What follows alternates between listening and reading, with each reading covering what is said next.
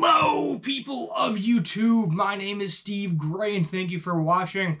Today, we're going to be talking about Yashahime, Princess Half Demon, Season 2, Episode 21. Only 3 episodes left. Pretty interesting episode. I feel like we got a lot of curveballs in this episode throughout it. But before we get into that, I got a new computer, which is pretty neat. I may have to do some upgrades on that, which I may or may not film, depending on if anyone wants to see them. I got an Alienware R12. Got the Intel i7 in there, 11th generation, 3070 graphics card, 16 gigabytes of RAM, a lot better than my laptop. I also got a 4K Samsung monitor with it that is so gargantuan I actually have to move it out of the way to film it. And my tripod sits on my monitor shelf, which the monitor is actually too big for the monitor shelf. I'm kind of looking at it cockeyed when I do it. So I actually have a piece of glass from my monitor shelf I need to move out of the way to fit my monitor on my desk. So we're learning new things. I'm getting the new software, newest version of Blender, newest version of DaVinci Resolve for video editing.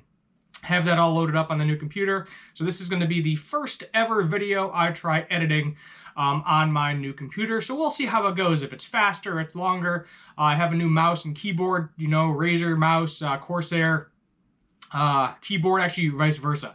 Razer keyboard, Corsair mouse, all the crazy RGB colors. May or may not show it off on TikTok at some point in time. But let's get into the crazy review of this crazy episode. So, Toa, Mora, Setsuna, they are stuck. They are essentially stuck in the modern era. They cannot do it, cannot go back, and they are like, well, I guess we live here now to a certain extent. They all have this nice little family meeting, dinner with her adoptive father and mother and her stepsister, grandfather, grandmother. The whole family gets together. Mora's offered a shower. They all eat good food. And they all say, don't worry about it. This happened to Kagome before. It took her like 3 years to get back, though. So I guess in original Inuyasha, there was a 3-year gap in time. Me personally, I have yet to watch Inuyasha, the original series, so I would not know that. But I'm guessing that's a nice little throwback to the fans. A nice little fan service in there. So they all get in front of the tree. They're all like screaming, like, come on, you can do it. Come on, we all need to get back. And they all synchronize at the same time, say it. And then here is the time spirit trying to get through. And he's having a really hard time trying to pry open the door. And he finally does, and unfortunately he dies in the process. The windmill gets destroyed, he becomes, spirit energy or something of the sort, and 9 out of 10, this is the last time they are ever going to see these people again. So they have a nice heartfelt goodbye. Her little, Toa's little sister starts crying. She shakes her papa's hand one last time. They give Mora a huge backpack full of stuff, full of goodies. Mora's very, very happy about that. And then they go back in time to see the comet ripping through the sky. Well, part of it ripping through the sky. Anyway, Mr. Kieran trying to fight off a bunch of demons and trying to get a hold of Rion and Riku. Riku and Rion are coming with the Kyokan apple in order to try to defeat everybody, get everything where it needs to go. And then a giant butterfly comes out of the sky, and I'm not even exaggerating. So it looks exactly like the Dream Butterfly, and the Dream Butterfly was our main antagonist for the first season, so it makes sense that we get it, get that again in the second season. That is going to be the main antagonist. So we learned that inside the comet, the thing that I thought was a heart was actually a giant cocoon, and it birthed this giant demon butterfly. So Mr. Kieran is now kind of like the head of everything. He is like, all right, Rion, I'm going to grab you. Riku's down for the count for a minute. He's still hurt from that previous injury he got from Kirinmaru. And we're going to take this apple, and we are going to make the world in your image. So he's saying that, Rion is going to be the new king or emperor, queen, whatever you will. He wants everything to do with her. He wants to see her image come through, being, Kirinmaru's previous right arm. He uses the apple on the butterfly and the comet, and then strings of fate are then connected to the giant demon grim butterfly, in which they are both absorbed inside of it. At that point, Kirin goes chasing after them, of course, as he does, concerned for his daughter, and gets in there, and he basically says, I want to do what Rian wants to do. Mr. Kirin says, Kirin, you've been selfish. You've been doing everything you want to do so far. She hasn't really had the choice. She's been following you along the entire time.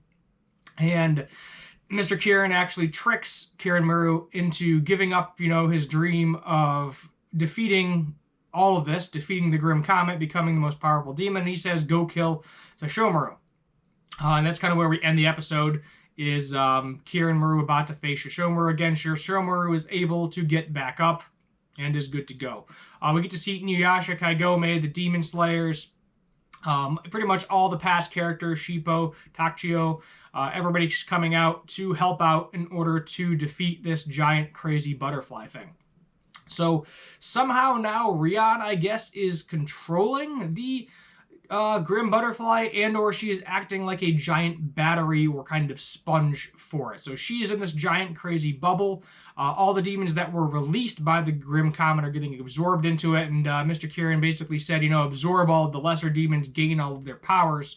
Because his idea, I think, who knows, we might get another twist, is to kill all the demons, completely wipe out the demons, have all the animals running around, basically everything is going to be in Rian's original image. But I don't know if that's her idea anymore. Rian basically went from kind of that image to wanting to just kill her father, Kirin. So I don't know if she's just going back and forth between the ideas, but she seems to be going for it. She says she no longer needs Riku, but I'm hoping what happens is she is able to fully control the Dream Butterfly, and then be good to go. She doesn't want to kill Toa. She doesn't want to kill Setsuna or Mora. At least I don't think she does. Maybe her mind will get changed by Mr. Kirin. We don't really know. Mr. Kirin also has a Kyokan sword, who seems to be a fairly good match for Kirin. He was like, that replacement arm of yours is not the same as me. He does mention that. He's saying, he's more powerful than that right arm, the imposter that he currently has. So, now what needs to happen is Mr. Kirin needs to die. Mr. Kirin, not Kirin needs to die. Kirin needs to die. Riku is probably going to die in the process. Rian may or may not die in the process. And we have a giant, crazy friggin' butterfly that we have to defeat. And as you saw from the thumbnail, I put that image. That's when they're about to go attack everything.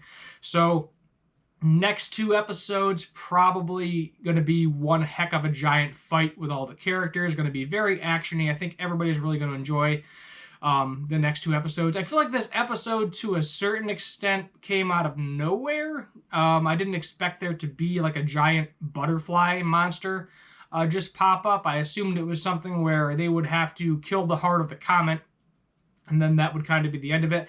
But, the comet isn't very visually pleasing. The butterfly is. So I guess I get where they're coming there. But it's kind of like, like coming out of left field. It doesn't really fully make sense. But I guess they're going to get away with it anyway. This may deserve another rewatch because it was a little confusing in some parts. There's a lot going on, a lot of different characters being developed throughout the episode. We'll give this one like a 6 out of 10. A decent episode overall. I call them setup episodes for what's going to happen in the future. But the next 2 episodes, there's going to be a lot of action. And then we'll probably get episode 24. That'll be the series finale, because I don't think there's really anywhere to go at this point. Everything that needed to be done in season 1 has been done. Toa got a new sword, by the way, too. So the sword that she got way back in season 1 that we learned was originally a fake, she now has the real sword. So she has a replacement weapon for the Kyokan root. So she is no longer going to be able to use that sword. She's no longer going to need that sword. So she may be able to master this new sword and unlock new abilities, new powers along the way. At least that's what I'm hoping for. So it's kind of coming full circle with her weapon.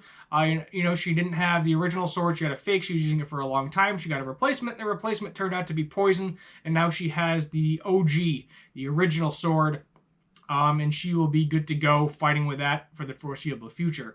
So it's basically going to be an all-out battle against this butterfly.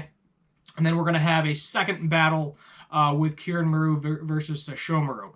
Now, if we do remember the Tree of Ages as well, saying that, if one kills the other, it's still going to bring out the Degenerate Age.